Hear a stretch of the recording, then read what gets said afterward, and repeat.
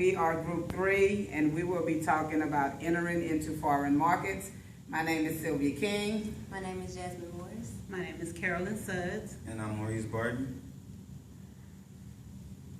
Entering into foreign markets. There are three crucial dimensions in entering into foreign markets. We have two W's and one H, and they stand for where to enter, when to enter, and how to enter. The first thing we must recognize is that we have to overcome foreign forgiveness.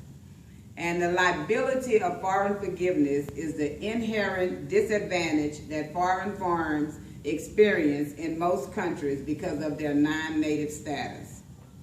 The first thing is there are numerous differences in the formal and informal institutions governed by the rules of the game in different countries. Local firms are ready and they are well versed in the rules and the regulations of that country, whereas foreign firms will have to learn the rules quickly. The second thing is that foreign firms are still at a heavily discriminated against. In formal institutions, they may lead to regulatory risks due to differences in political, economic, and legal systems. Informally, numerous differences in cultures, norms, values are created another major source of liability for foreigners. And the next thing I want us to know is that whenever we get ready to enter into a foreign market, we should consider location, location, location. There are two steps in considering location. It's the strategic goals and the cultural and institutional distances. With the strategic goals, there are 4 steps. One of them is the natural resource seeking, where we have to go to a particular foreign location where those resources are found. If you are manufacturing a certain resource, you need to put your business in a place where those resources are found. Then there's the marketing seeking, and what that is you go into a country that have a strong demand for the product or the services that you are offering. And then there's efficiency seeking, which is you seek the most efficient location featuring a combination of a scale economy and a low-cost factor. And the final one under strategic goals is innovation seeking.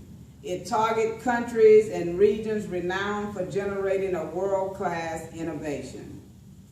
And the second step would be cultural and institutional distances and foreign entry location.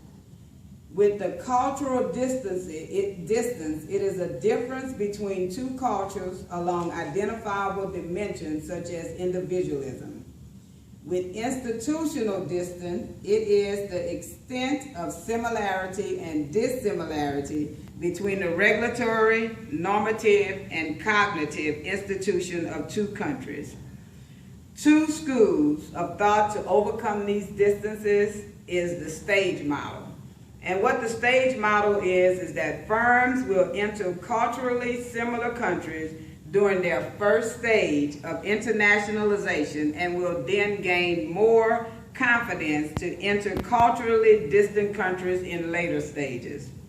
And the second thing is it is more important to consider strategic goals such as market and efficiency rather than the culture and institution. And I will now turn when to enter into the hands of my teammate, Ms. Jasmine Morris. Hi, I will be discussing when to enter a market, and that will be timing of entry. So when firms want to think about expanding their firm to or whatever they want to do, it's important to think about that timing of entry. So early entrants can have like some advantages, and late entrants can have some definite disadvantages. So the advantages of entering a market early are the ability to preempt rivals and capture demands by establishing strong brands ahead of everyone else. And this desire has driven rapid expansion for many companies moving to other countries where there isn't much profit to be made, but however, those early entrants want to get that first mover advantage when that country does turn out to be successful. So for example, McDonald's have established themselves in a lot of countries where they developed a strong following because their branding is super strong and their branding towards the consumers are strong. So there are disadvantages that come from early entrants as well that could give late entrants an advantage. When early entrants move into international markets, they have to have some considerable amount of time to get the knowledge of their country's culture, norms, or values, which is referred to the institutional theory. So pioneer cost comes in due to the lack of their country's culture, their norms, and their values. And so this could be an advantage for the late entrants' mistakes. Well, the late entrants, based on the early entries mistakes. So the late entrants could basically do better. And so now I want to turn it into Sylvia King when it comes to Carolyn Sudds on how to enter the market.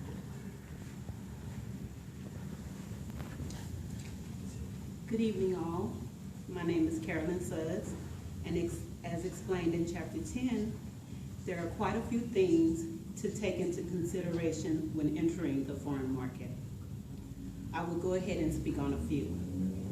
First of all, it is important to decide how you will enter the foreign market. Deciding whether you will enter on a large scale or a smaller scale is crucial because there are different requirements involved. Entering on a large scale requires more time and less flexibility. The owner would suffer a great loss of timing and location if timing and location is not suitable. The larger scale also requires a substantial amount of commitment and carries a greater risk, while the smaller scale is less costly. With the smaller scale also, you basically learn as you go, which lessens the risk. However, the commitment is not as strong. Modes of entry are important key steps when entering the foreign market as well. The first step is equity versus non-equity. Management and their decisions are very important in the success or downfall of the company. An advantage of the non-equity mode would be a better control over distribution or direct exports, while a disadvantage would be the trade barriers and protectionism. Non-equity modes basically deals with the smaller commitments to overseas markets, and the equity mode deals with larger commitments that are hard to reverse given the possible issues that could come forth. As also mentioned in Chapter 10, the first step in the mode entry considerations is crucial. Management would have to make a decision on whether or not to undertake FDI or MNE. And now I will introduce my teammate, Maurice Barton.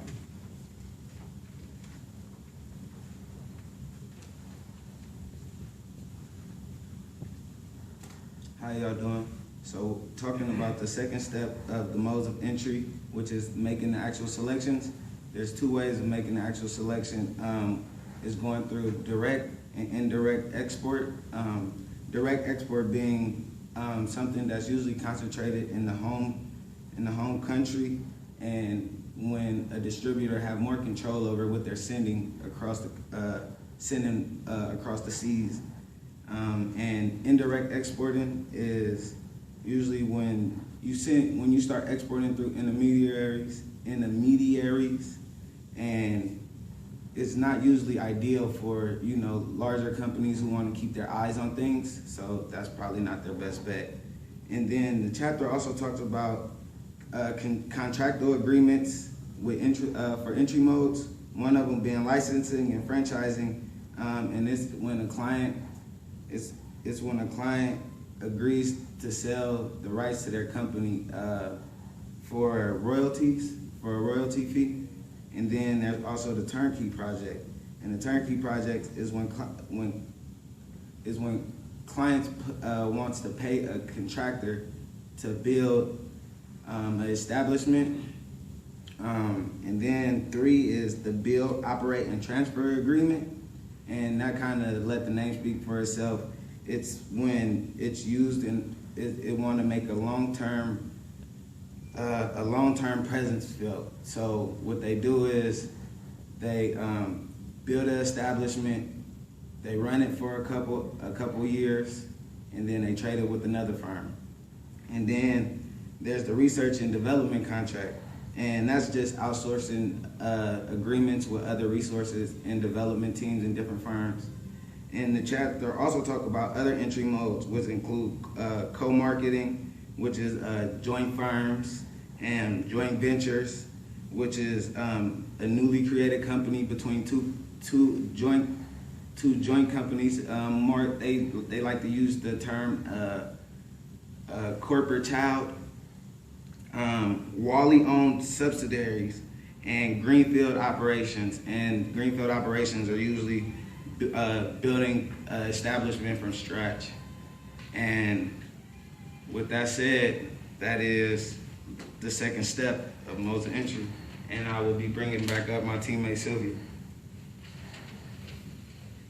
This brings our presentation to a conclusion and entering into foreign markets. And we would like for you to remember where to enter, when to enter, and how to enter.